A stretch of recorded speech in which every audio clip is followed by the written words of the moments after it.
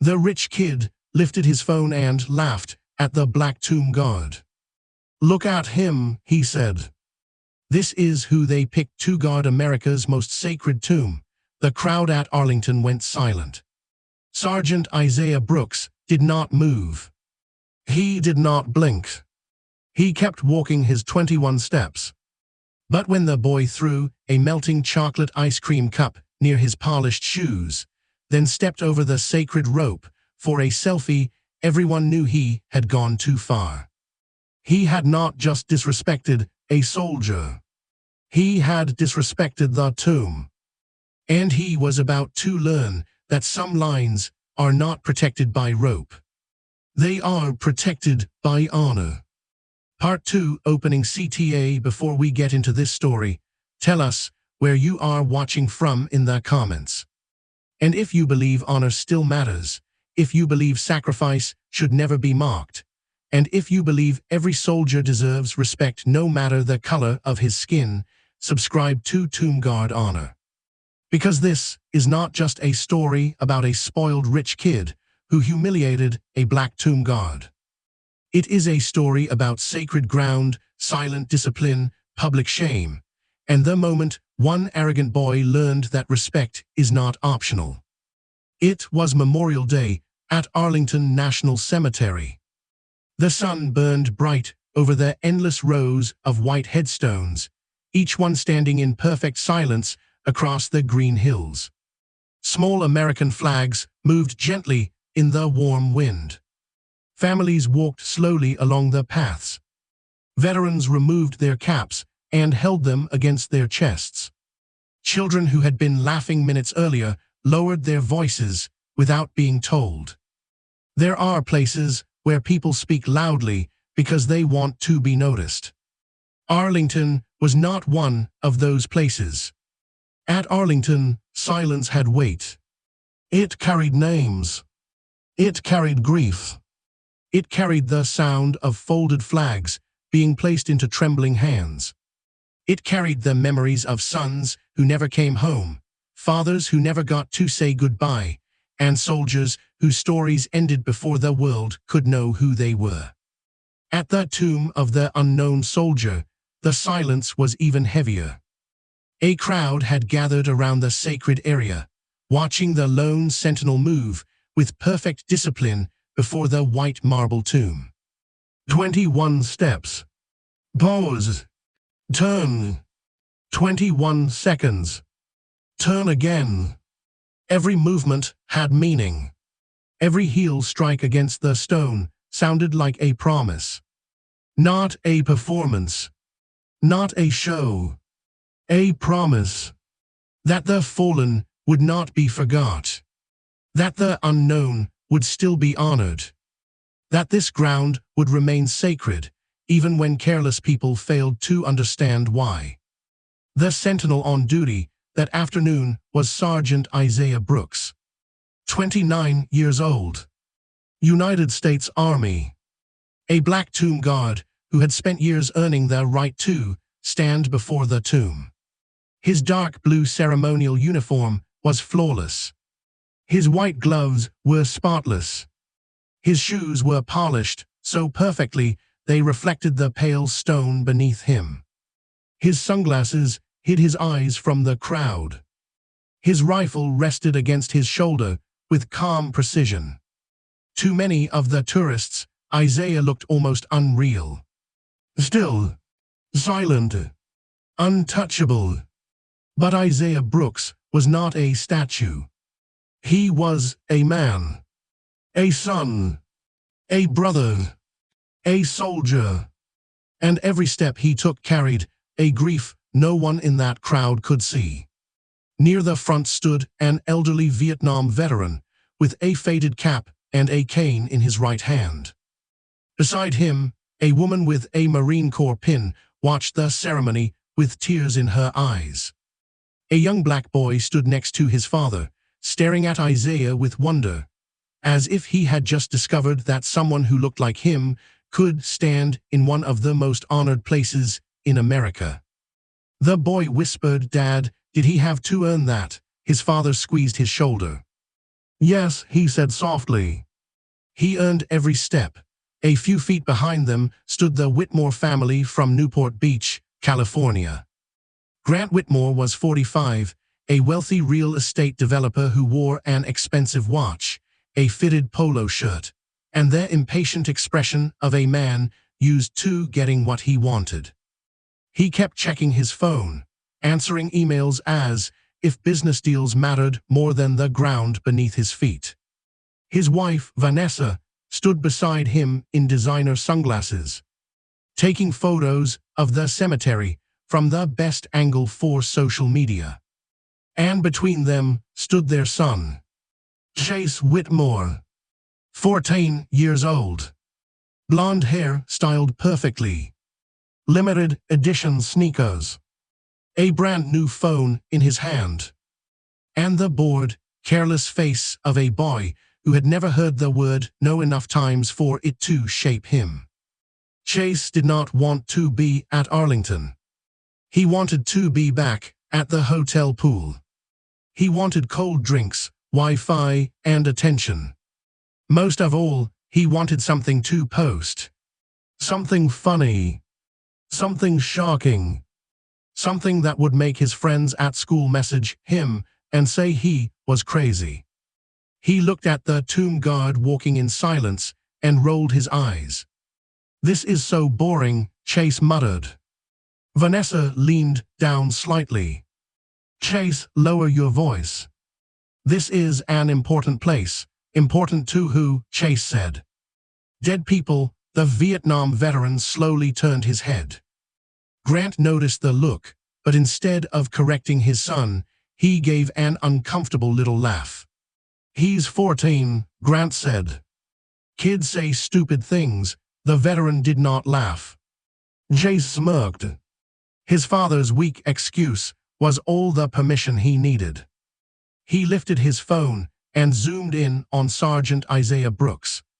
"Look at this guy," Chase whispered into the camera. "Same steps. Same face. No emotions. He's like an NPC soldier."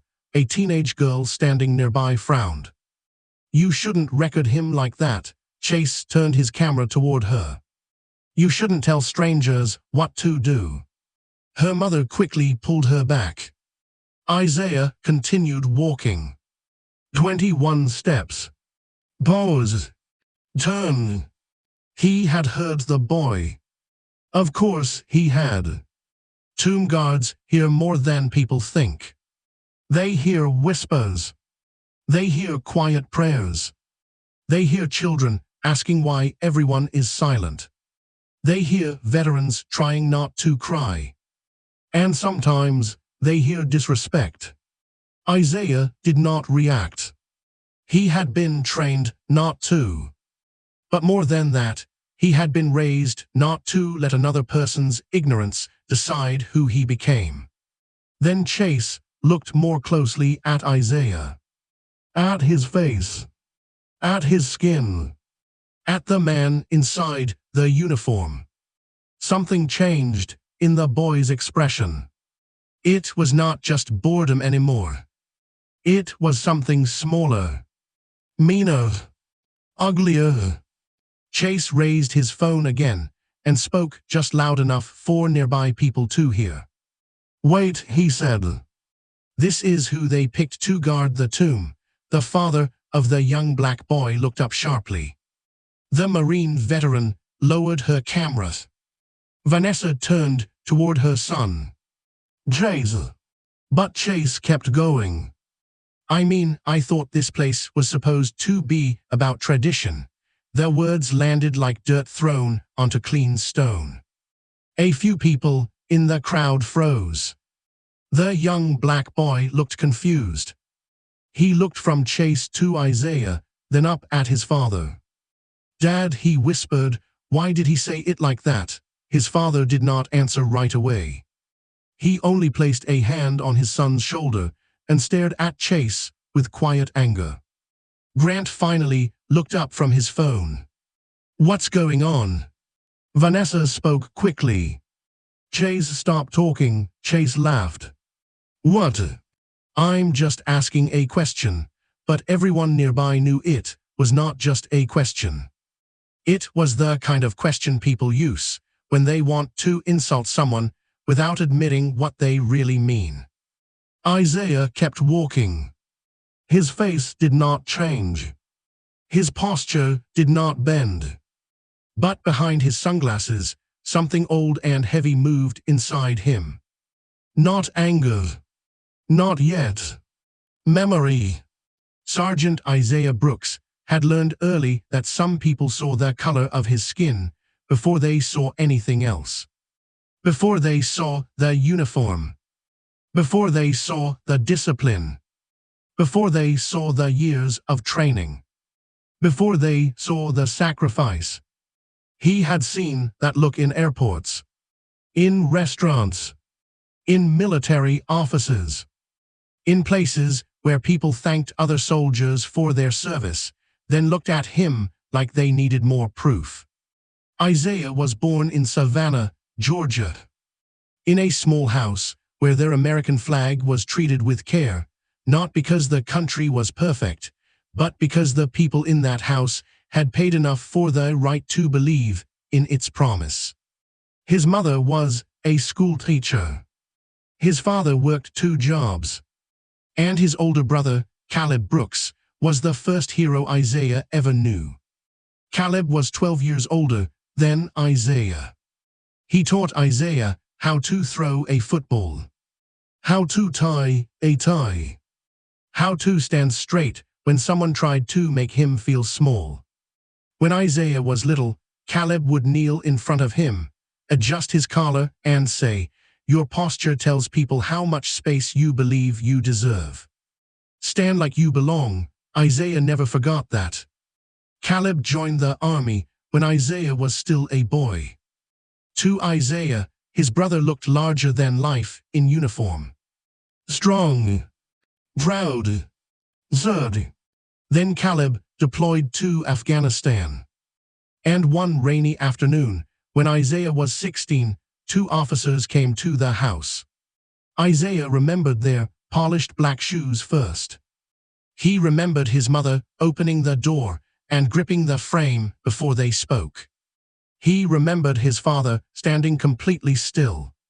He remembered the words, "We regret to inform you," and he remembered the folded flag. That was the day childhood ended for Isaiah Brooks. At Caleb's funeral, people told Isaiah to be proud. And he was proud.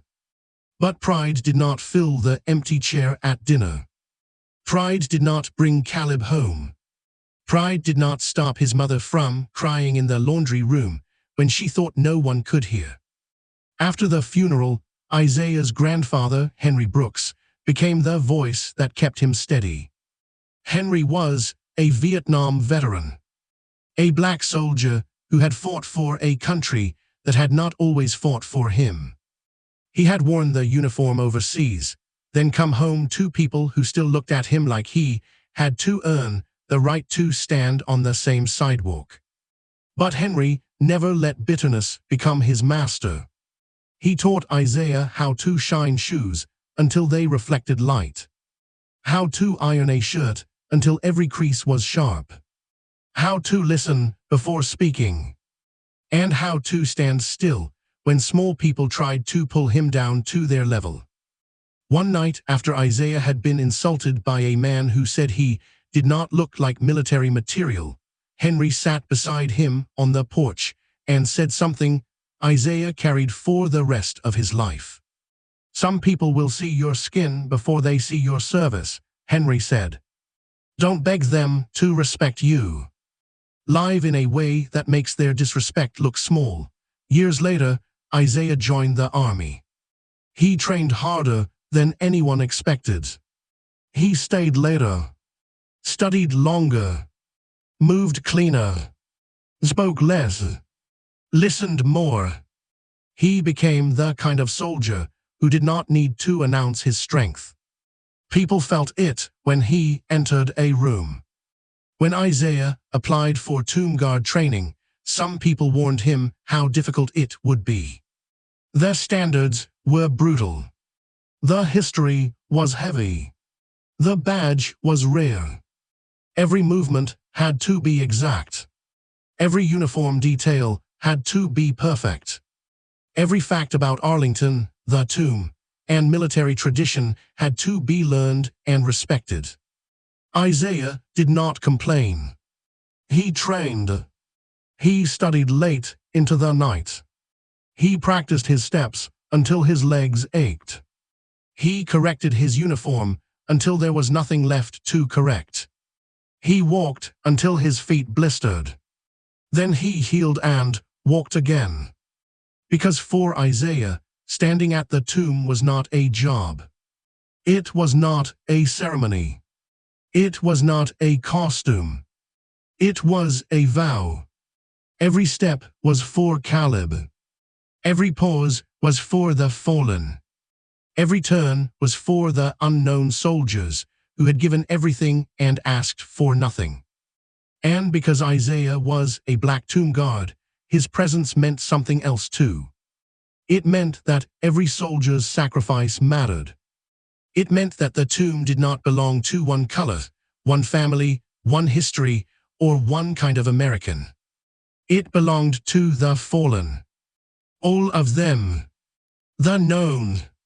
The unknown. The remembered. The forgot. The praised. The overlooked. The ones whose names were carved in stone. And the ones whose names were lost forever. That was why Chase Whitmore's words cut deeper than the boy could understand. Not because Isaiah was fragile. He was not. Not because he had never heard prejudice before. He had. But because Chase had said those words here. At the tomb of the unknown soldier. In front of veterans. In front of grieving families. In front of a young black boy who had looked at Isaiah with pride only minutes earlier. Isaiah completed his 21 steps. He turned.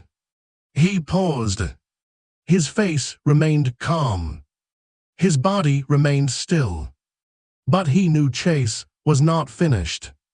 The boy was too hungry for attention. Too protected by money. Too used to adults cleaning up his mess. And too young to understand that some mistakes follow you longer than a broken phone ever could. Behind him, Chase lowered his phone and looked around. No one was laughing. That bothered him. He wanted a reaction. From the crowd. From his parents. From Isaiah. Especially from Isaiah. Then Chase looked down at the half-melted chocolate ice cream cup in his hand. The paper cup was soft from the heat. Brown liquid dripped over his fingers. He looked at the cup, then at Isaiah's polished shoes, then back at his phone. A grin slowly spread across his face. The Vietnam veteran saw it. Kid, the veteran warned, his voice low. Don't. Chase looked at him and smiled. Relax, he said. It's just a joke. The veteran's face hardened. This is not the place for jokes, but Chase had already stepped closer to the rope. His mother was distracted. His father was answering another email. And the crowd could only watch as the boy lifted the melting cup.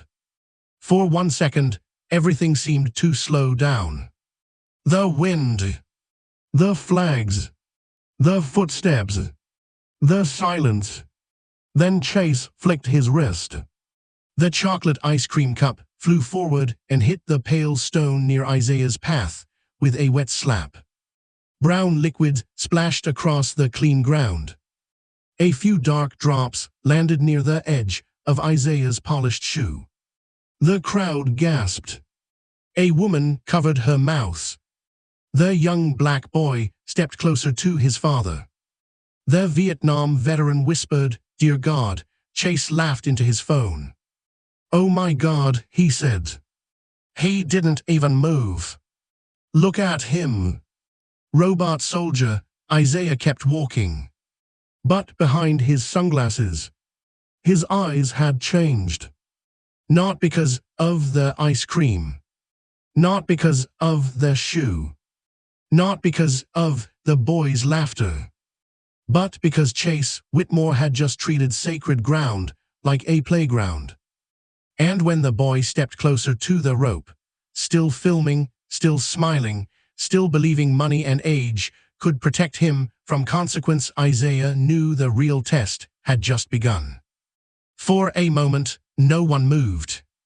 The chocolate ice cream spread slowly across the pale stone, dark and ugly against the clean surface near the tomb guard's path.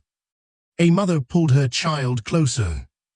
The Marine veteran's jaw tightened. The Vietnam veteran stared at Chase with a look that made the boy's smile flicker for half a second.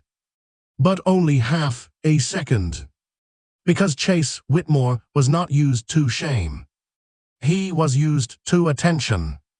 And to him, attention felt the same whether people were laughing, gasping, or staring in disgust. He turned his phone toward the crowd. Look at their faces. He whispered, grinning. They are acting like I committed a crime.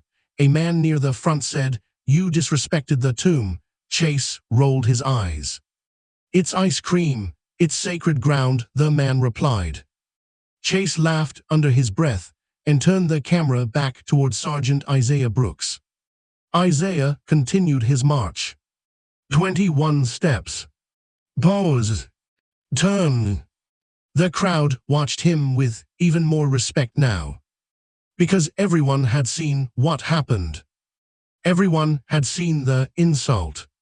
Everyone had seen the mess near his polished shoes. And everyone had seen that Isaiah had not given the boy what he wanted. No flinch. No shout. No broken discipline. Just silence. But Chase hated that silence. To him, Isaiah's self-control felt like a challenge. He wanted the tomb guard to react. He wanted him to break posture.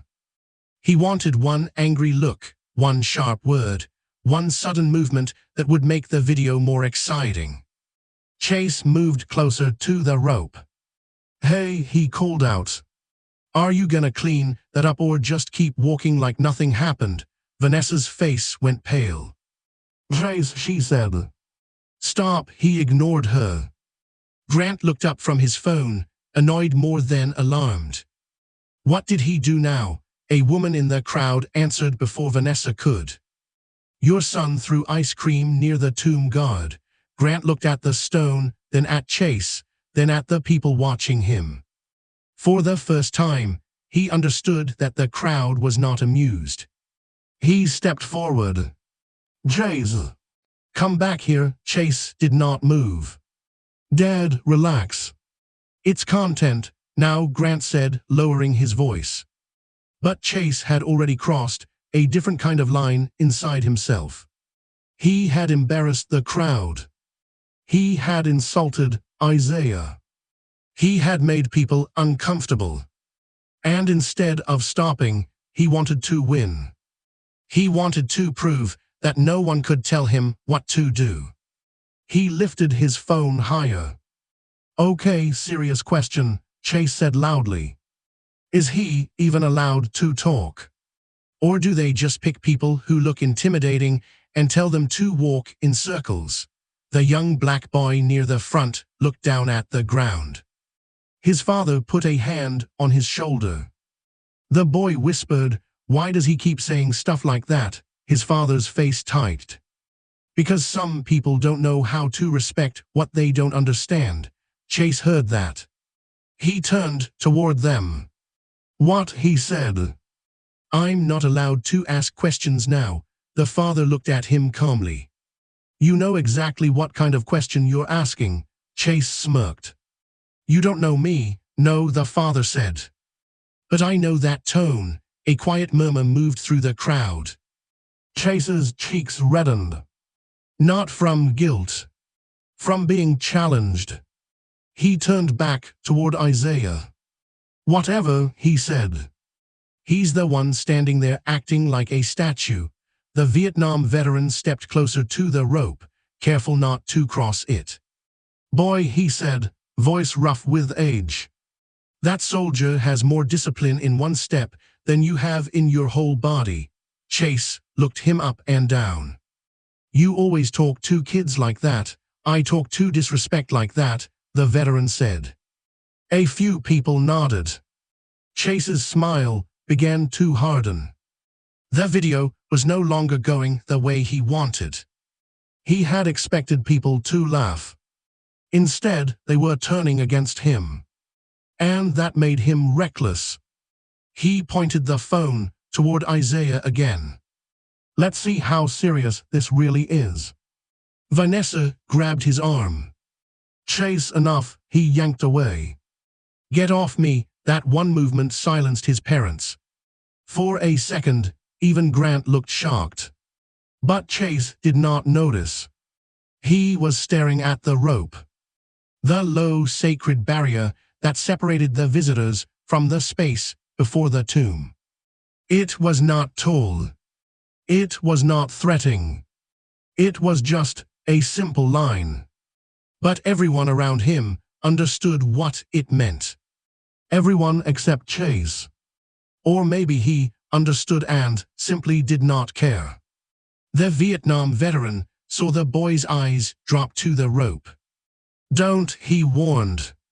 Chase looked at him and smiled again. This time, the smile was colder. What are you gonna do? The veteran did not answer. He did not have to.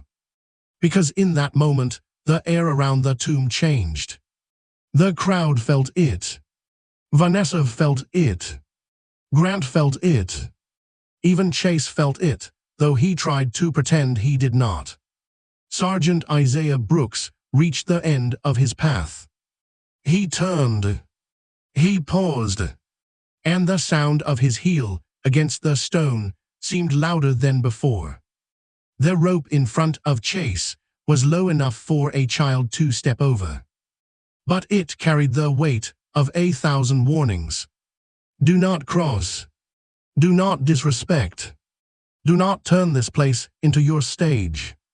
Chase held his phone out in front of him, watching himself on the screen. Behind him, his mother whispered, "Please don't do this." There was fear in her voice now. Not irritation. Not embarrassment. Fear. Because Vanessa knew her son. She knew the look on his face. It was the same look he had when a teacher tried to discipline him at school. The same look he had when a restaurant manager told him to stop throwing food. The same look he had when someone said no and he decided the word did not apply to him. Grant stepped forward. "Chase," he said sharply. "I'm serious," but he was too late.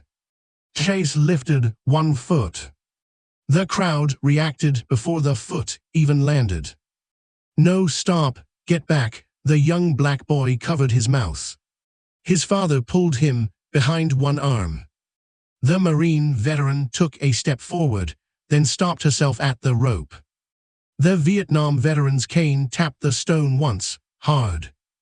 And then Chase Whitmore stepped over the sacred barrier. For 1 second, the world seemed to freeze. The flags moved.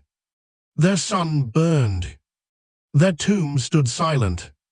And Chase grinned at his phone. "Yo," he said. "I'm in." The words were so casual that they made the insult worse. He turned his body, trying to frame himself with Isaiah behind him. "Selfie with the robot soldier," he said. Sergeant Isaiah Brooks continued forward for 3 more steps. Measured. Controlled. Precise. Then he stopped. The sudden stillness was more powerful than a shout. Chase noticed it immediately. The grin on his face weakened. Isaiah turned toward him. Slowly. Not like a man startled. Not like a man angry. Like a soldier who had reached the end of patience, but not the end of discipline. The rifle remained in his hands. His posture remained perfect. His face remained unreadable behind the sunglasses. But when he spoke, every person near the front heard him. "Step back," Chase blinked. Their voice was calm. Too calm. That somehow made it more frightening. Chase forced a laugh. "Oh, he talks." Isaiah did not move. "Step back now." The phone in Chase's hand shook slightly. Only slightly. But the camera caught it. Chase glanced at the crowd and saw no smiles. No support. No admiration. Only anger. Disgust. Shock. His father called out again. "Chase, do what he said." That made Chase even angrier. Because now his father was saying it in front of everyone. Now the crowd was seeing him lose. He looked back at Isaiah. "I didn't touch anything," Chase said. "You crossed the barrier," Isaiah replied. Their words were simple. No insult. No emotion. Just fact. Chase hated that. He wanted a fight. He wanted drama. He wanted something he could clip, edit, and post. So he took one more small step forward. It was not a big step. But at the tomb, it was enough. Isaiah shifted. In one controlled motion, he brought the rifle down across his body. Not as an attack. Not as a threat. As a boundary. The polished wood and dark metal moved with exact ceremonial control, creating a firm line of protection between Chase and the sacred path. The rifle did not strike him. It did not even touch him. But Chase flinched. For the first time that afternoon. The boy looked his age. 14. Scared. Caught. He stepped back quickly. His heel landed on that chocolate ice cream smeared across the stone. His expensive sneaker slipped. His arm jerked. The phone flew from his hand. It hit the pavement with a sharp crack. The sound echoed across the stone like a snapped branch. Everyone froze. Chase stared at the phone. The screen had shattered. A web of bright cracks spread across the glass. For one long second, he just looked at it. Then his face twisted. "You broke my phone." Isaiah remained still. Chase pointed at him, his voice cracking with rage. "You made me drop it." "That's a $2,000 phone." No one in the crowd moved to comfort him. No one said Isaiah was wrong. No one looked sorry. The Marine veteran folded her arms. The Vietnam veteran whispered, "Good." Vanessa covered her face with one hand. Grant stormed toward the rope. "This is unacceptable," he shouted.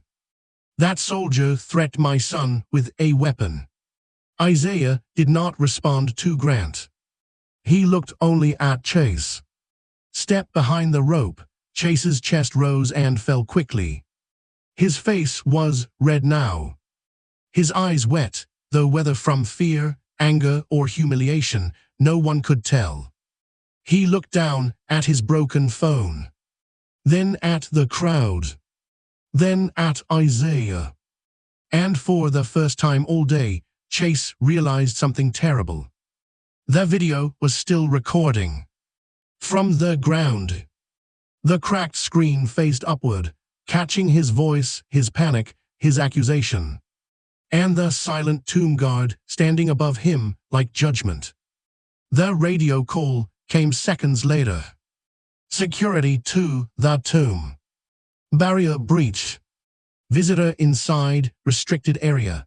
Two Arlington security officers moved quickly through the crowd. Behind them came Inspector Laura Bennett. She was in her early 50s, with sharp eyes, a controlled voice, and that kind of calm that came from years of dealing with people at their worst. Laura Bennett had worked at Arlington for 15 years. She had seen grief make people collapse. She had seen families argue over graves. She had seen tourists forget where they were. But this was different. This was not confusion. This was not a child running by mistake. This was a boy who had marked a tomb guard, thrown something onto sacred ground, and stepped across a barrier while filming himself. Laura reached the rope and looked at Chase. "Step back behind the barrier," Chase pointed at Isaiah. "He broke my phone." Laura did not look at the phone.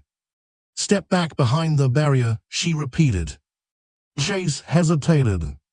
Then, under the weight of every stare in the crowd, he stepped back over the rope.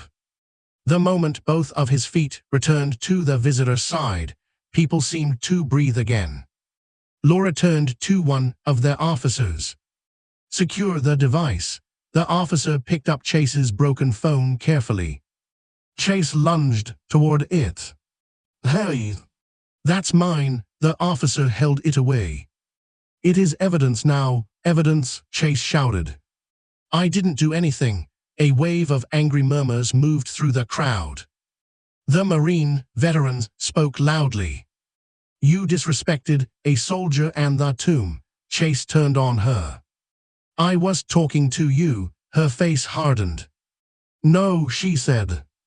"You were talking to everyone who ever buried someone here." That quieted him for a moment. Grant pushed forward, his expensive watch flashing in the sun. "I'm his father," he said. "I want to know what authority you have to take my son's property." Laura looked at him. "Your son crossed into a restricted ceremonial area at the tomb of the unknown soldier. He threw an object onto the ceremonial path. He approached a tomb guard on duty. His phone may contain evidence of those actions." Grant's face darkened. "He's a minor. He is old enough to follow a rope barrier," Laura said. Vanessa stepped beside Chase, her voice shaking. "He didn't mean it like that. He's a kid. He says things for attention." The father of the young black boy spoke from the crowd. Everyone heard what he said. Vanessa looked at him helplessly. "I'm sure he didn't mean." The man cut her off. "With respect, ma'am, that's what people always say after someone means it out loud." Silence fell. Chase looked away. The young black boy stood half hidden behind his father's arm. His eyes were still on Isaiah. Isaiah had returned, the rifle to its ceremonial position. His face was calm.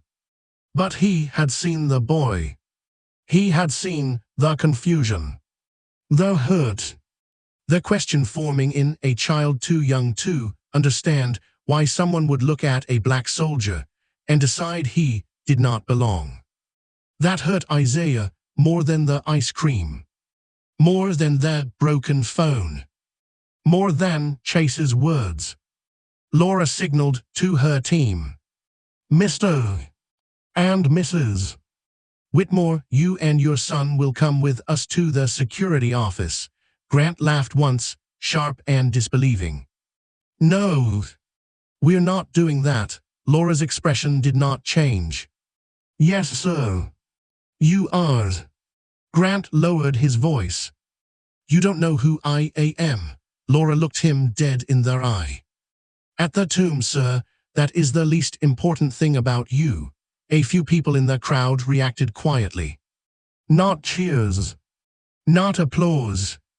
Just a soft movement of approval. Grant's jaw tightened. He was used to rooms changing when he entered them. Used to managers appearing. Used to doors opening. Used to people softening their voices when they heard his last name. But Arlington did not soften. The tomb did not care about money. The dead did not care about influence. And Sergeant Isaiah Brooks, the black tomb guard his son had tried to humiliate, stood taller than every threat Grant had ever made. Chase picked up the cracked remains of his pride and tried one more time. "He scared me with the gun," Laura turned to him. "No. You crossed the line. The sentinel stopped you from crossing farther, but he enough," Laura said. The word cut through him. Simple. Final. Chase closed his mouth. He looked at his father, waiting for rescue. But Grant had no rescue that could work here. Not in front of the crowd. Not in front of cameras. Not in front of the tomb. The officers guided the Whitmore family away. As they passed the crowd, no one moved aside warmly. People stepped back as if the family carried something dirty with them. Phones were already out. Videos had already been captured. Chase saw one teenage girl filming him. For the first time that day, he did not smile for the camera. The Arlington security office was cold. Too cold. The air conditioning hummed above them while Chase sat in a metal chair, staring at the cracked phone on the table. A long line split the screen from corner to corner. His reflection looked broken inside it. Grant paced near the wall, speaking sharply into his phone. "I don't care if it's a holiday weekend. Get someone on this now." Vanessa sat beside Chase, with her hands clasped tightly in her lap. She looked smaller than she had outside. Their confidence was gone. Their sunglasses were off.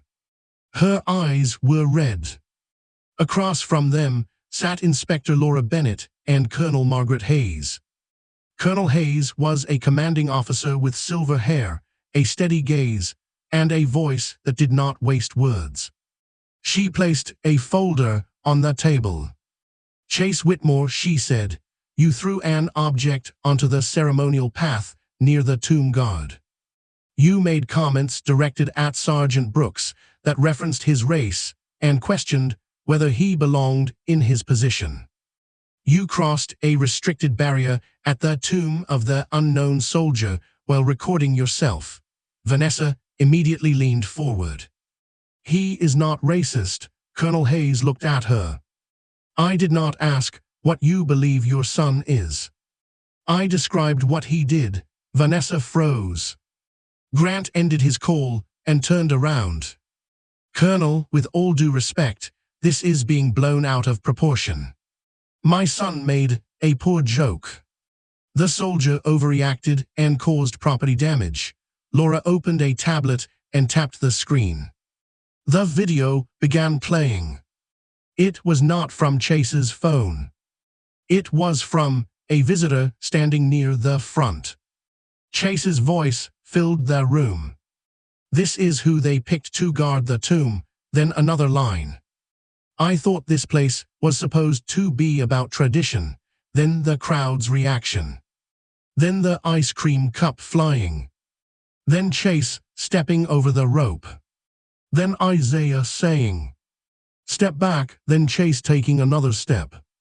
Then Isaiah lowering the rifle across his body without touching him. Then Chase slipping on the mess he had created and dropping the phone. The video stopped. No one spoke. Grant's face had changed. Not into regret. Into calculation. Vanessa was crying silently. Chase stared at the table. Hearing his own voice in that room made it sound different. Outside in the heat, with the camera in his hand, it had felt like a joke. In the office, surrounded by adults who were not laughing, it sounded cruel. Colonel Hayes leaned forward. "Do you understand why this is serious?" Chase shrugged, but the movement was weaker now.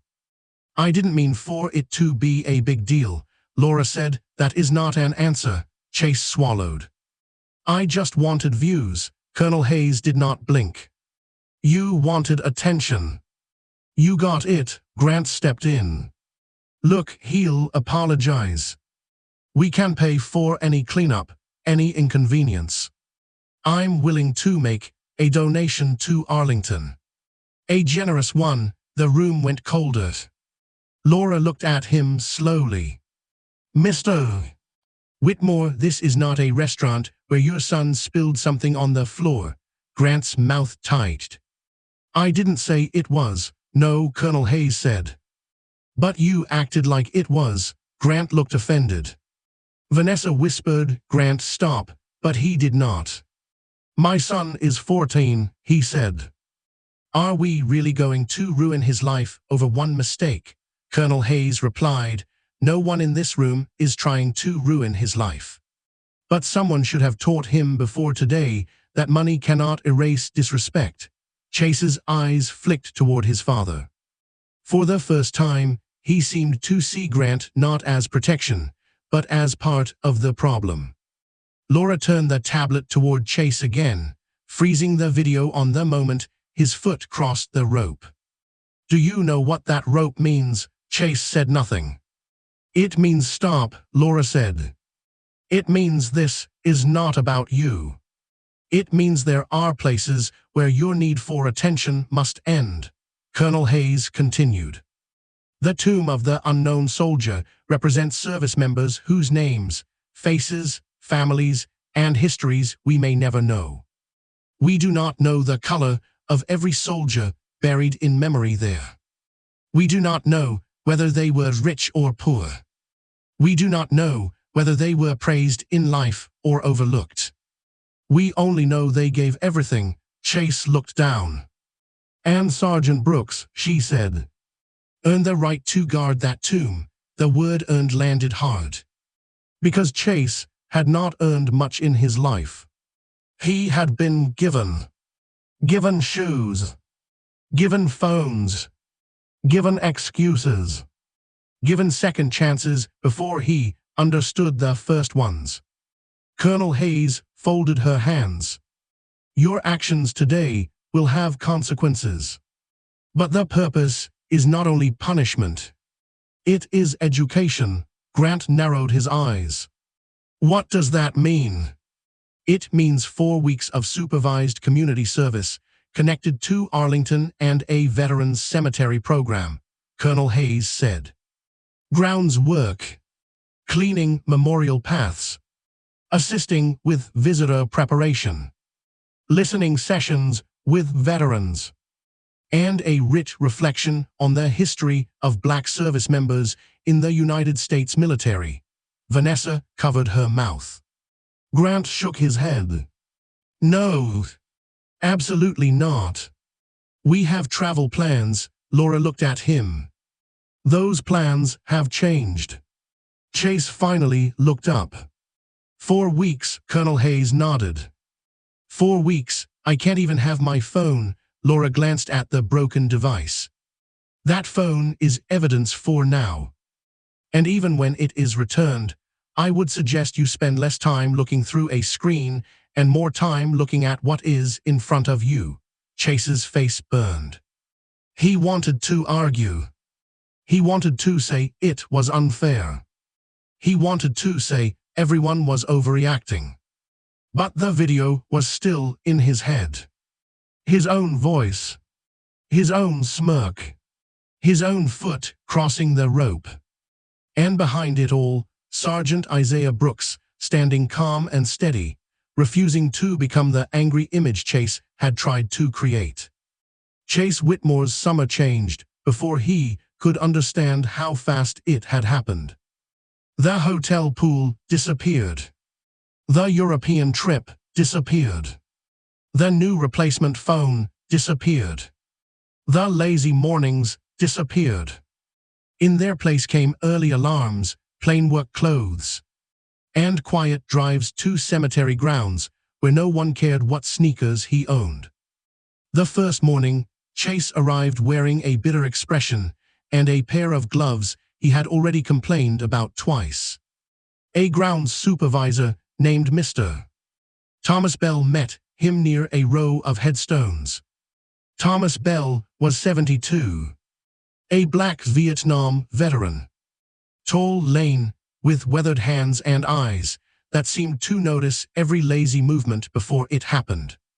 He looked at Chase for a long moment.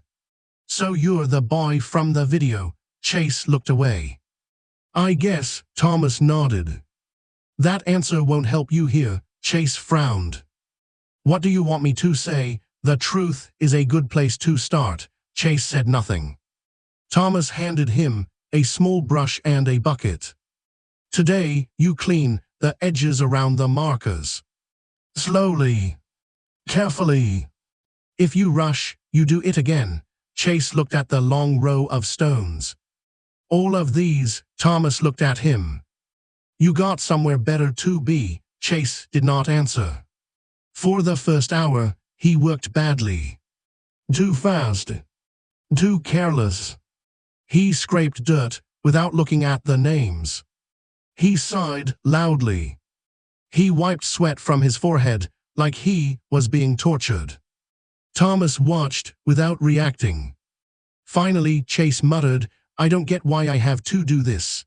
Thomas walked over. "Read the name." Chase looked up. "What?" Thomas pointed at the stone in front of him. "Read the name." Chase glanced at it. "Private First Class Leonard Hayes." Louder, Chase swallowed. "Private First Class Leonard Hayes. Dates: born 1947. Died 1968. How old?" Chase hesitated. Then he did the math. 21, Thomas nodded. 21, the number hung in the heat. Chase looked back at the stone. 21 suddenly sounded different from old. Not ancient. Not distant. Just young. Only 7 years older than him. Thomas crouched beside the marker. Leonard Hayes was old enough to die in Vietnam. "You are old enough to understand where you are." Chase's face tightened. "I said I was sorry." Thomas looked at him. "No. You said you didn't mean it." "That's not the same thing." Chase opened his mouth, then closed it. Thomas stood. "I wore the uniform too," he said. "Came home from Vietnam, and still had men call me boy, like I hadn't just served their country. Still had people ask if I really belonged in places my blood had already paid for." Chase stared at the ground. Thomas continued. "So when you looked at Sergeant Brooks and questioned whether he belonged at the tomb, you were not inventing something new. You were repeating something old. Something ugly. Something men like me have heard for a long time." Chase's throat tightened. For the first time, he did not have a joke ready. Thomas handed him the brush again. "You want to begin?" Chase looked at the headstone. Then at the dirt around its base. Then at Thomas. Slowly, he nodded. "Yes, sir." Thomas stepped back. "Good. Start with the name. Never clean a marker like it is only stone. Say the name first. Remember, it belongs to someone." So Chase worked. This time slower. "Private First Class Leonard Hayes. Born 1947. Died 1968. 21 years old." The sun grew harder. His back began to ache. Sweat ran down his neck. But for the first time since the incident, Chase was not thinking about his broken phone. He was thinking about a 21-year-old soldier who had died before he had the chance to become old. Later that week, Chase helped prepare chairs for a small memorial service. He expected it to be boring. Instead, he watched a woman in her 80s touch a photograph of her husband with fingers that trembled. She spoke to the picture before the ceremony began. Not loudly. Not dramatically. Just one sentence. "I still miss you every morning." Chase heard it. And something inside him shifted. Because grief looked different up close. It was not a history lesson. It was not a holiday. It was not a backdrop for a video. It was a woman still speaking to a man who had been gone for decades. On the fourth day, Thomas gave Chase an assignment. "Write down what you thought Arlington was before you came here," he said. "Then write what you think it is now." Chase stared at the blank page that night. At first, he wrote nothing. Then one sentence. "I thought it was just a place where soldiers were buried." He stopped. Crossed out just, then he wrote another sentence. "Now I think it is a place where people bring the love they never got to give back." He stared at the words for a long time. They made him uncomfortable. Not because they were false. Because they were true. By the end of the first week, Chase was quieter. Not changed. Not yet. Real change does not happen in one emotional moment. It happens when excuses run out and silence forces a person to meet himself. And Chase Whitmore was only beginning to understand the boy everyone else had seen at the tomb. The boy in the video. The boy with the smirk. The boy who thought money could protect him from consequence. The boy who looked at a black soldier guarding the fallen and thought he had the right to decide whether that soldier belonged. On Friday afternoon, as Chase cleaned the edge of another marker, Thomas Bell stopped beside him. "You know what Sergeant Brooks did after your family left?" Chase paused. "No," he finished his watch. Chase looked up. Thomas nodded toward the distance. "Boots stained. Crowd watching. Heart probably heavier than anyone knew." But he finished. "Because duty doesn't stop just because disrespect shows up." Chase looked back down at the stone. For once, he did not answer quickly. He only whispered, "I didn't think about him like a person." Thomas said, "No. You didn't." The words hurt. But Chase did not argue. Because for the first time, he understood they were deserved. By the second week, Chase Whitmore had stopped counting the days until it was over. Not because he enjoyed the work. He did not. His hands hurt. His shoulders ached. The heat made his shirt stick to his back before noon. Every morning, he still wished he could sleep late, order room service, and disappear behind a screen. But something had changed. The cemetery no longer looked like a background. It had faces now. Names. Dates. Stories. Private First Class Leonard Hayes, 21 years old. Sergeant Daniel Morris, 32. Corporal James Wilson, 19. At first, Chase read the names because Thomas Bell told him to. Then he started reading them because it felt wrong not to. One morning, Thomas took Chase to a quieter section of the cemetery where fewer visitors came. The grass was neatly cut. The stones stood in clean rows. The air was still.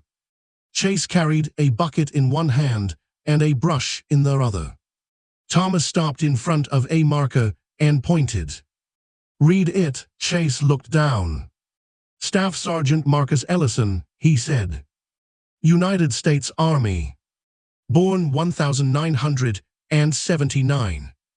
Died 2011. Thomas nodded. "Afghanistan." Chase looked at the date again. He was 32. Yes. Thomas lowered himself slowly onto one knee and brushed away a few dry leaves near the base of the stone. "He left behind a wife and 2 daughters. Chase swallowed. "You knew him?" "No," Thomas said. But someone did. That answer stayed with Chase. Someone did. Someone knew every name. Someone remembered the sound of their laugh. Someone still had old photos in a box. Someone still set a place in their heart for a person who never came home. Chase crouched down and began cleaning around the stone. This time he did it carefully. Not because Thomas was watching. Because the name was watching. Later that afternoon, Thomas brought him inside a small visitor room where a group of veterans had gathered to speak to young volunteers. Chase sat in the back. He wanted to disappear.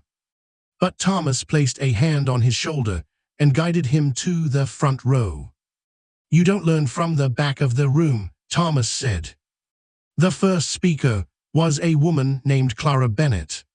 She was 91 years old, a former Army nurse. Her voice was thin, but her eyes were sharp. She told the room about treating wounded soldiers when she was young.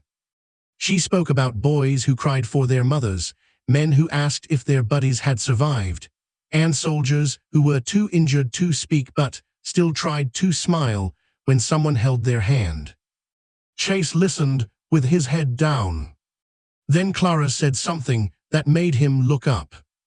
"People think courage is loud," she said. "It isn't always. Sometimes courage is a 19-year-old boy trying not to scream because he doesn't want to scare the soldier next to him. Sometimes courage is a nurse walking back into a room she knows will break her heart. Sometimes courage is a family opening the door to two officers and still finding the strength to stand." The room was silent.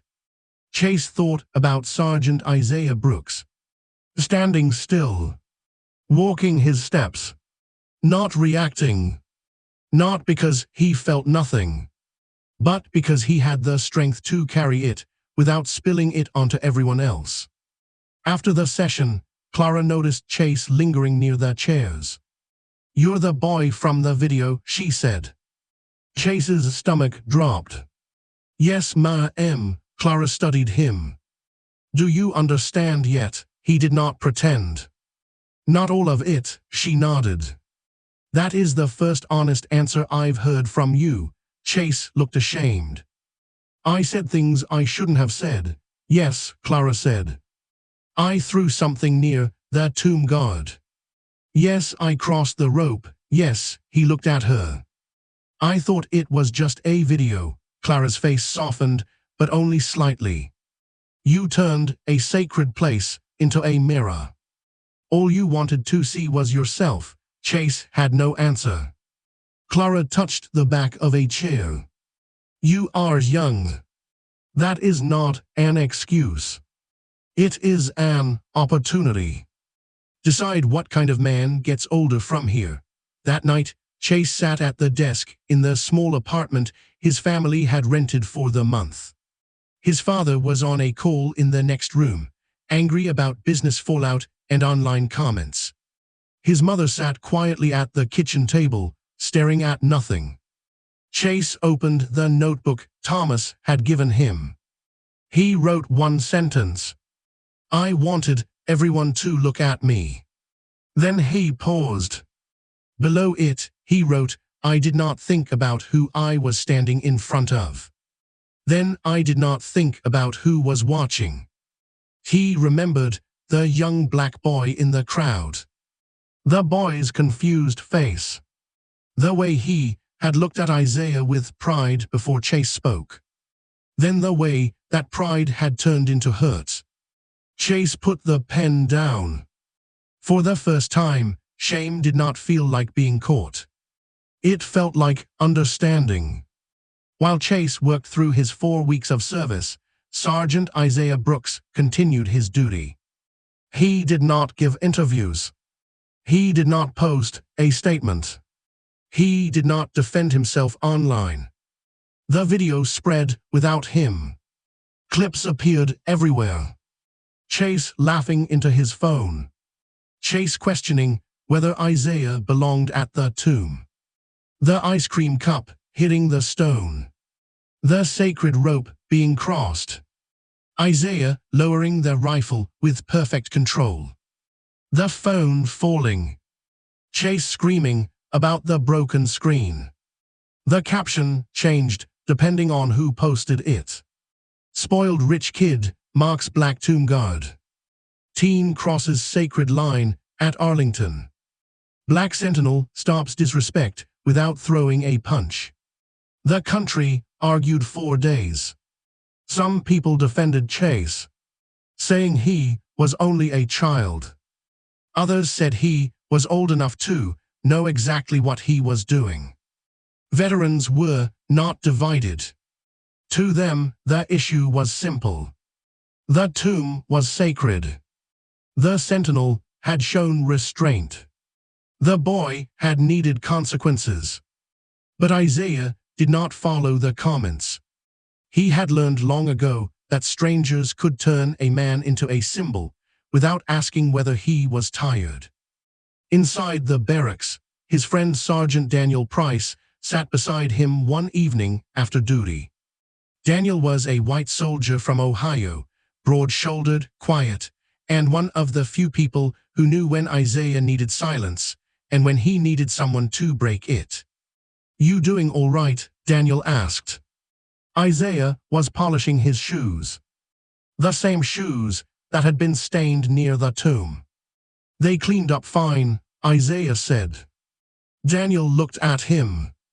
"I didn't ask about the shoes." Isaiah's hand slowed. For a while, the room was quiet. Then Isaiah said, "There was a kid in the crowd." Daniel waited. "A little black boy," Isaiah continued. "Maybe 7. He was watching me before it happened." Like he was proud, Daniel nodded slowly. Isaiah stared at the shoe in his hand. Then Chase said what he said. And I saw the boy's face change. He stopped. That was the part that had stayed with him. Not the ice cream. Not the phone. Not Grant Whitmore's threats. The boy's face. That small moment when a child learned that even honor did not protect a person from being questioned by ignorance. Daniel leaned back. What did he see after that? Isaiah looked at him. Daniel said, "He saw you hold the line." Isaiah did not answer. "He saw you stay disciplined," Daniel continued. "He saw you not become what that kid wanted you to become. He saw you protect the tomb. He saw everybody else know you belonged there." Isaiah looked down. "My grandfather used to say some people will see my skin before my service." Sounds like a smart man. He was, Isaiah said. Vietnam. Came home and still had to prove he was American to people who never served a day. Daniel was quiet. Isaiah set the shoe down. "My brother Caleb died in Afghanistan. Nobody asked what color he was when they folded the flag. Nobody asked if he belonged when they called him a hero. But somehow, standing alive in the uniform, we still get questioned." Daniel's jaw tightened. "That's the part people don't want to look at." Isaiah nodded. Outside the window, evening settled over the grounds. Isaiah thought of Caleb. His brother's laugh. His brother's voice. "Stand like you belong." He had done that. But some days, standing took more strength than marching. A knock came at the door. Another soldier stepped in with an envelope. "Brooks, this came for you." Isaiah took it. There was no return address. Inside was a folded piece of notebook paper. The handwriting was uneven, like a child's. "Dear Sergeant Brooks, my dad said I could write to you. I was the boy at the tomb. The one who was watching you. I was sad when that other boy said you did not belong. But my dad told me he was wrong. I think you do belong. I want to be brave like you when I grow up. Thank you for guarding the soldiers. From Malik Isaiah, read the letter once. Then again. Daniel watched his face. You good? Isaiah folded the letter carefully. This time, he did not hide their emotion in his voice. Yeah, he said. I'm good. He placed the letter inside his locker beside a photo of Caleb. And for the first time since the incident, the weight in his chest eased. Not because the insult no longer mattered, but because the boy had not only heard Chase, he had also seen Isaiah stand. By the fourth week, Chase no longer complained when Thomas Bell handed him a brush. He still moved like a teenager. Still awkward.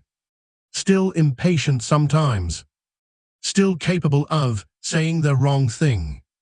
But he listened more. He read the names before cleaning. He stopped taking shortcuts. He no longer asked when he could get his phone back. On the final Friday, Thomas found him kneeling beside a headstone, carefully clearing grass from around the base. Chase looked up. I finished this row. Thomas inspected the work. Then he nodded. Better, Chase almost smiled. Coming from Thomas Bell, better felt like a medal. Thomas handed him a folded paper. What's this? Chase asked. Your final reflection. Colonel Hayes asked me to read it. Chase's stomach tightened. And Thomas looked at him. You wrote that you were sorry. I believe you. Chase let out a small breath. Then Thomas added, but being sorry is the door. It is not the room. Chase frowned slightly. Thomas sat on a nearby bench. People love apologies because apologies are short. Change is long. Chase looked down at the paper. I know, do you? Chase was quiet. Thomas pointed toward the rows of stones. You insulted Sergeant Brooks because you thought you could. Because somewhere along the way, you learned that money, attention, and your father's voice could make consequences smaller. Chase swallowed. Yes, sir, and you questioned whether a black soldier belonged in a place he earned. Chase's face burned. Yes, sir. Thomas leaned forward. So when you apologize, do not apologize like you stepped on someone's shoe. Apologize like you finally understand you stepped on history. Those words stayed with Chase all morning. That afternoon, a meeting was arranged in a quiet office overlooking part of the cemetery. Colonel Hayes was there. Inspector Laura Bennett was there. Thomas Bell stood near the back. Grant and Vanessa sat beside Chase, but they looked different now. Grant had lost some of his sharpness. Public criticism had hit his business hard. Sponsors had pulled away from a charity event. His PR team had begged him to stay quiet. For the first time in years, he had discovered that money could not control every room. Vanessa looked tired. Not only from the scandal, from seeing her son clearly, from seeing her husband clearly, from seeing herself as the person who had called cruelty just a joke, because facing the truth felt harder. The door opened. Sergeant Isaiah Brooks entered in civilian clothes. No ceremonial uniform. No rifle. No sunglasses. Just a man. That made it harder for Chase. At the tomb, Isaiah had seemed untouchable. Here he looked human. Still strong. Still composed. But human. Chase stood up immediately. His throat felt tight. For a moment, the words he had practiced disappeared. Isaiah sat across from him. Colonel Hayes said, Chase asked for this meeting. The room turned toward him. Chase looked at Isaiah. I'm sorry, he said. The words sounded too small, so he kept going. I'm sorry for what I said. I'm sorry for throwing the ice cream. I'm sorry for crossing the rope. I'm sorry for trying to make you look stupid so I could get views. His hands shook slightly. I said things about you because you're black. I tried to act like I was just asking questions, but I wasn't. I was being cruel. I was trying to make people laugh at you. Vanessa covered her mouth. Grant stared at the floor. Chase forced himself to continue. I didn't think about you as a person. I didn't think about what you earned. I didn't think about your family or why you were there. I didn't think about the soldiers you were guarding. His voice broke. And I didn't think about the black kid in the crowd who heard me. I keep thinking about his face. Isaiah's expression remained calm, but his eyes did not leave Chase. Chase took a breath. Mr. Bell told me not to apologize like I stepped on someone's shoe. He said I needed to understand I stepped on history. Thomas Bell lowered his eyes. Chase continued. I can't undo the video. I can't undo what I said. But I'm sorry. And I know sorry doesn't fix it. The room was silent. Isaiah studied him for a long moment. Then he spoke. My brother's name was Caleb. Chase looked up. Isaiah's voice stayed steady. He died in Afghanistan when I was 16. I guard the tomb for him. For the unknown. For every family that never got their person back. Chase's eyes filled. When you threw that cup, you were not just disrespecting me. When you crossed that rope, you were not just breaking a rule. And when you questioned whether I belonged there, you were not just insulting one soldier. Isaiah leaned forward slightly. You were repeating a lie that men in my family have heard for generations. Chase nodded, tears slipping down his face. Yes, sir, Isaiah said. My grandfather served in Vietnam. He came home and still had people call him things I will not repeat in this room. He still stood for the flag. Not because America always loved him right, but because he believed the promise was bigger than the people breaking it. Chase wiped his face with his sleeve. Isaiah's voice softened, but did not weaken. The tomb does not ask a soldier's color before honoring his sacrifice. The fallen do not become less worthy because of the skin they lived in. And no one who has not carried that duty gets to decide who belongs. Chase whispered, I understand. Isaiah held his gaze. You are beginning to. That hurt more than anger would have. Because it was fair. Isaiah stood. Chase stood too. For a second. Chase thought Isaiah might offer his hand. He did not. Not yet. Instead, Isaiah said, keep doing the work. Chase nodded. I will. Isaiah turned to leave. Then he stopped at the door. Without looking back, he said, the boy in the crowd wrote me a letter. Chase froze. Isaiah continued. He said he wants to be brave when he grows up. Chase closed his eyes. Isaiah looked back then. Make sure the next thing he hears from someone like you helps him stand taller. Then Isaiah left the room. And Chase understood something important. Forgiveness was not a prize he could collect after 4 weeks. It was not something owed to him because he had suffered consequences. The real lesson was not whether Isaiah forgave him. The real lesson was whether Chase became someone who would never make another person need that kind of apology again. The internet did not forget quickly. For weeks, Chase Whitmore was everywhere. His face appeared in reaction videos, news debates, social media threads, and late-night commentary. Some people were cruel. Some were angry. Some used him as an example of bad parenting, privilege, racism, and a generation raised by cameras instead of consequences. The phrase, "the Arlington Kid," followed him.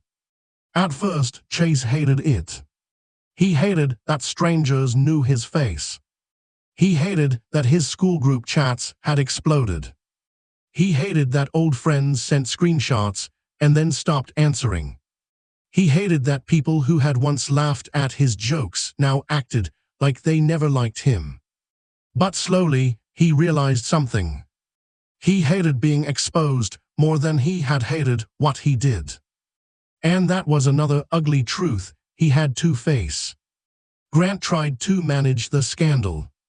He hired a public relations consultant. He drafted a statement about misunderstanding and youthful mistakes. Colonel Hayes rejected every attempt to make the incident sound smaller than it was. Thomas Bell told Chase the truth. People don't trust apologies that sound like they were written by lawyers, so Chase wrote one himself. Not for a press conference. Not on camera. Not with dramatic music. Just a statement released through the family's attorney after Colonel Hayes approved that it did not mention Arlington as if it were part of his personal redemption brand. It said, "My name is Chase Whitmore. On Memorial Day, I disrespected the tomb of the unknown soldier, Sergeant Isaiah Brooks, and everyone who came to Arlington to honor the fallen. I made comments about Sergeant Brooks that were racist and wrong. I threw ice cream onto sacred ground. I crossed a barrier I knew I should not cross. I tried to turn a place of honor into content for myself. I am sorry. I know that being sorry does not erase what I did. I am completing community service and learning about the history of the tomb, Arlington, and Black service members who served this country even when they were not always given the respect they deserved. I will not ask people to forgive me. I will only say that I was wrong, and I am going to keep doing the work." The statement did not fix everything. It was not supposed to. Some people still doubted him. Some always would. But a few veterans said it was the first thing from the Whitmore family that sounded real. Grant did not like the statement. "It makes you look guilty," he said. Chase looked at his father. "I am guilty." Grant had no answer. That was the first time Chase saw the wall between them clearly. His father loved him, but he had protected him from discomfort so often that he had almost protected him from becoming decent. Vanessa changed too. One evening, after Chase finished another day of service, she sat beside him at the kitchen table. "I owe you an apology," she said. Chase looked surprised. "For what?" "For saying you didn't mean it before I even asked what you meant." Chase looked down. Vanessa's eyes filled with tears. "I thought I was protecting you. But I was protecting myself from having to admit what I had allowed." Chase did not know what to say. So he did something Laura Bennett had told him to do. He listened. Vanessa continued. "When you were little, if you were rude to a waiter, I smoothed it over. If you mocked another child, I said you were tired. If a teacher complained, I blamed the school. I kept calling things mistakes when they were becoming patterns." Her voice broke. "I helped build the boy in that video." Chase whispered, "Mom." She shook her head. "No. I need to say it. And I need to stop." For the first time in his life, Chase saw his mother not as someone who existed to rescue him, but as a person facing her own shame. That changed him too. The 4th week ended. But Chase did not stop going. At first, he returned once a week, because Thomas Bell told him he should. Then he returned because he wanted to finish a section he had started. Then because Clara Bennett asked if he could help set up chairs for another veterans event.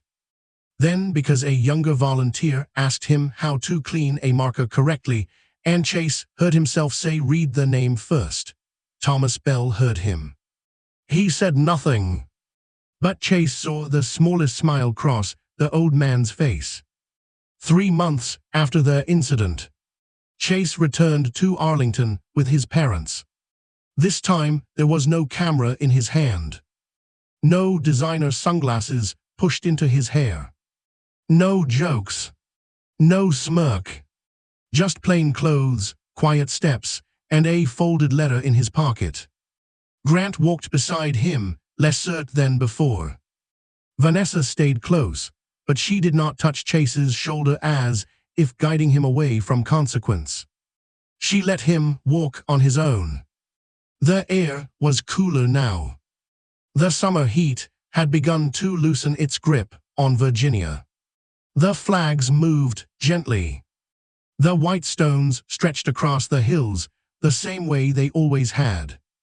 Arlington had not changed. That was what struck Chase first. His scandal had felt enormous to him. The worst thing that had ever happened in his life. But Arlington had continued. The guards had continued. The families had continued to visit. The dead had remained. The tomb had not needed his apology in order to keep its dignity. That humbled him more than the comments ever had. At the tomb of the unknown soldier, a crowd had gathered again. A sentinel walked before the marble. It was not Isaiah. For a moment, Chase felt disappointed. Then he understood. The duty was bigger than one man. That had been the point all along. 21 steps. Pause. Turn. 21 seconds. Turn again. Chase stood behind the rope. Behind it. Not near it. Not leaning. Not testing. Behind it. He watched quietly. A young boy near the front whispered a question to his mother. An elderly veteran saluted with a trembling hand. A woman wiped tears from beneath her sunglasses. Chase noticed all of it now. He wondered how much he had missed the first time because he had been too busy looking at himself. After the ceremony, Thomas Bell met them near a shaded path. "You came," Thomas said. Chase nodded. "Yes, sir." Thomas looked at Grant and Vanessa, then back at Chase. "Sergeant Brooks agreed to speak with you for a minute." Chase's stomach tightened. They walked to a quiet area away from the crowd. Isaiah Brooks stood near a bench, wearing his dress uniform but not on watch. Chase stopped several feet away. For once, distance felt respectful. "Sergeant Brooks," Chase said. Isaiah nodded. Chase pulled the folded letter from his pocket. "I wrote this. You don't have to read it now. Or ever. I just wanted to give it to you." Isaiah accepted it. "Thank you." Chase took a breath. "I'm not here to ask if you forgive me." Isaiah watched him. "I'm here because I wanted to say it again without a lawyer, without a statement, without anyone telling me what to say." His voice was steadier now. "What I did was racist. It was disrespectful. It was selfish. I treated you like a prop, and I treated the tomb like a background for a video. I was wrong." He looked toward the tomb, then back at Isaiah. "I've been learning about the soldiers who served even when people questioned whether they belonged. Mr. Bell told me about what he came home to after Vietnam. I read about black soldiers who fought for this country before this country treated them equally. I didn't know those stories. But not knowing them was the only problem. He swallowed. The problem was that I didn't care enough to know. Isaiah's expression remained calm. Chase continued. I can't change what I said. But I can change what I repeat. I can change who I become. And I wanted you to know I'm trying. For a long moment, Isaiah said nothing. The old Chase would have rushed to fill the silence. The new Chase waited. Finally, Isaiah spoke. That is better than your first apology. Chase nodded. Yes, sir. Isaiah looked toward the tomb. Do you know why the sentinel keeps walking? Chase followed his gaze. To honor the fallen, yes, Isaiah said. But also because honor is not a feeling. It is a practice. You do it when people are watching. You do it when they are not. You do it when it is easy. You do it when it costs you. Chase listened. You will have days when people call you changed, Isaiah continued. And days when people remind you of the worst thing you did. Do not let either one decide your character. Keep practicing. Chase nodded slowly. I will. Isaiah looked at him again. I accept your apology. Chase's eyes widened slightly. But Isaiah lifted a hand before he could speak. That does not mean trust is restored. Trust takes longer. Chase lowered his head. I understand. Good, Isaiah said. Then keep earning it. This time, Isaiah extended his hand. Chase looked at it for a second. Then he shook it. Their grip was firm. Not warm. Not cold. Real. Grant watched from a distance, quiet. Vanessa wiped her eyes. Thomas Bell stood with his arms folded, saying nothing, but his face had softened. Before Chase left, Isaiah called after him. Chase, he turned. Isaiah said, the next time you see someone being made small, you have a choice. Chase nodded. I know. Isaiah said. You will know when it costs you something. Chase carried those words with him. Years later, Chase would still remember the sound of that phone hitting the stone. At first, he remembered it as the sound of losing something expensive. Then, as he grew older, he understood it differently. It was the sound of his old life cracking open. The life where jokes had no weight. Where attention mattered more than people. Where money softened every consequence. Where someone else always cleaned up the mess. But Arlington did not let him stay that boy. The tomb did not bend for him. Sergeant Isaiah Brooks did not give him the reaction he wanted. He gave him the boundary he needed. Chase kept volunteering. Not every week forever. Life moved forward. School returned. Friends changed. His family changed. But he returned often enough that Thomas Bell eventually stopped calling it service and started calling it habit. He wrote a school paper about black service members in American military history. Not because it would repair his reputation. Because he finally understood that history was not only what happened long ago. Sometimes history was what people chose to ignore right in front of them. Grant Whitmore changed more slowly. Some men do. He never became perfect. But he stopped offering money as the first solution to every moral problem. He listened more. He interrupted less.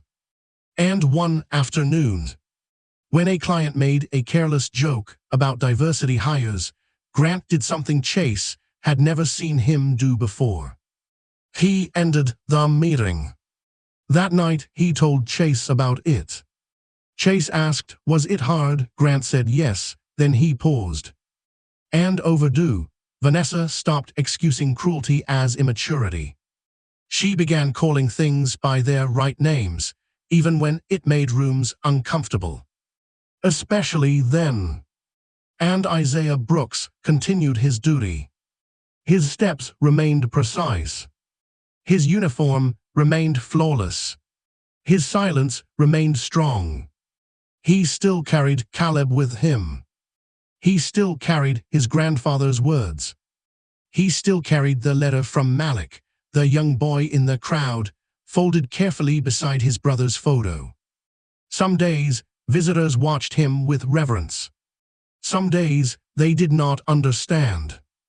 But Isaiah walked anyway. 21 steps. Pause. Turn. 21 seconds. Turn again. Because the tomb was never about the living proving themselves to the careless. It was about the living honoring those who could no longer speak. On a cool afternoon, months after their incident, Malik returned to Arlington with his father.